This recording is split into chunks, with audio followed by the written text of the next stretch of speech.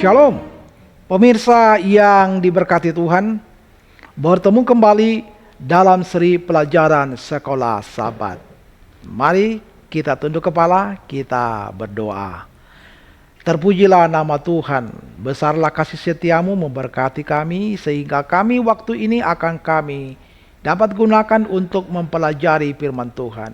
Kami sangat membutuhkan kehadiran Roh Kudus untuk menuntun kami sementara kami mempelajari firman-Mu. Di dalam nama Yesus kami berdoa. Amin. Pelajaran sekolah Sabat hari Rabu, tanggal 18 Desember 2024, judulnya adalah Kubur yang Kosong. Untuk pelajaran ini mari kita baca Yohanes 20 ayat 1 sampai 17. Di ayat pertama dikatakan, pada hari pertama minggu itu, pagi-pagi benar ketika hari masih gelap, pergilah Maria Magdalena ke kubur itu dan ia melihat bahwa batu telah diambil dari kubur.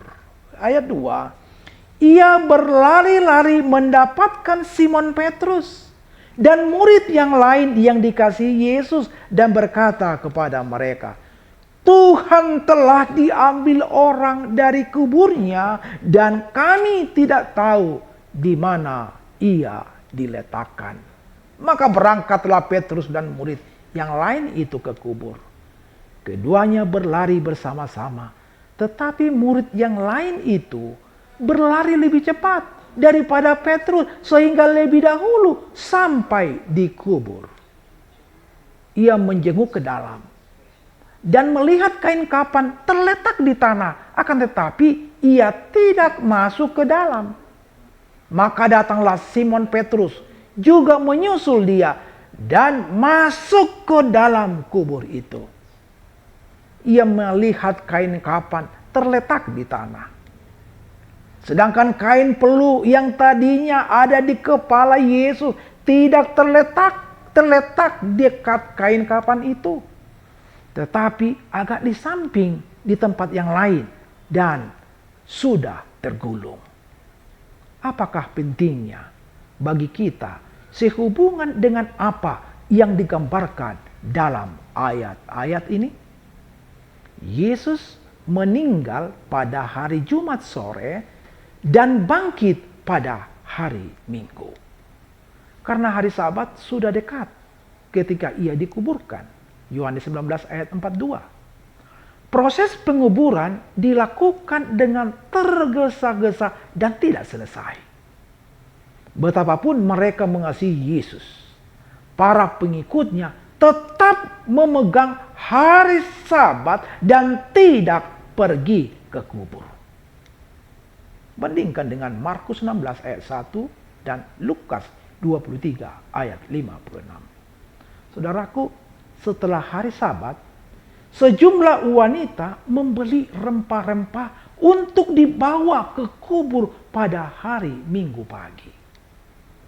Yang mengejutkan mereka, batu itu terguling dan kubur itu kosong. Maria Magdalena adalah salah satu dari mereka yang datang lebih awal ke kubur. Ia berlari untuk memberitahukan kepada Petrus dan Yohanes apa yang dilihatnya.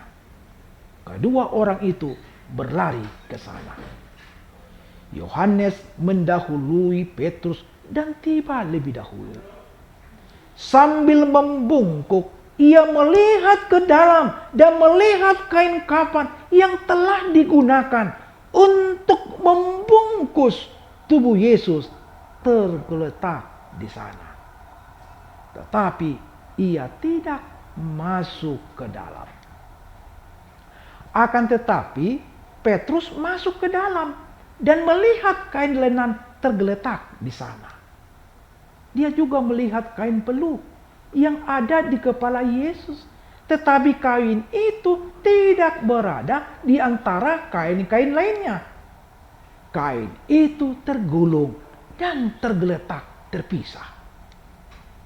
Untuk itu bacalah Yohanes 20 ayat 8 sampai 10. Di ayat 8 dikatakan, maka masuklah juga murid yang lain yang lebih dahulu sampai ke kubur itu, dan ia melihat dan percaya. Sebab selama itu mereka belum mengerti isi kitab suci yang mengatakan bahwa ia harus bangkit dari antara orang mati. Ayat 10, lalu pulanglah kedua murid itu ke rumah. Apakah makna dari kain peluh yang sudah tergulung?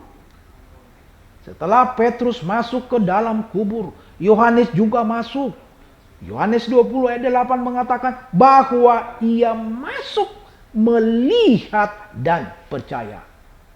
Mengapa melihat kain kapan yang terletak di sana dan kain peluh yang tergeletak terpisah, tergulung, membuat Yohanes percaya bahwa Yesus telah bangkit dari kematian?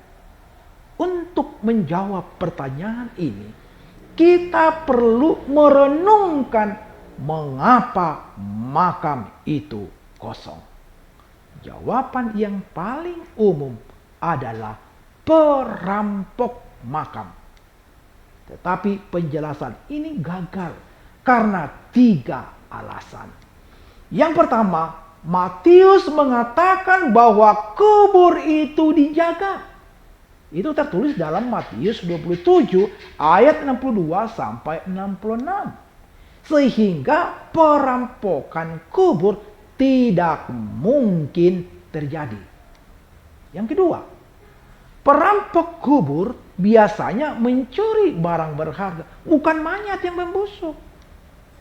Ketiga, perampok kubur biasanya terburu-buru dan tidak melipat kain kapan.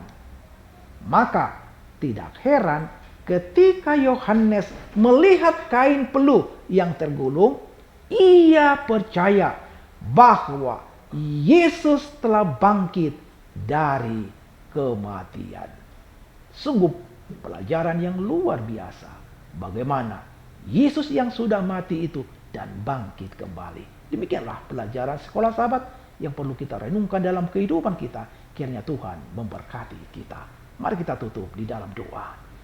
Terima kasih Bapa di sorga, kami sudah mendengarkan firman-Mu pada saat ini yang mengingatkan kembali kepada kami bahwa Yesus yang mati sudah bangkit kembali. Dia adalah Raja dan Juru Selamat kami dan akan datang kembali menjemput kami yang percaya kepadanya.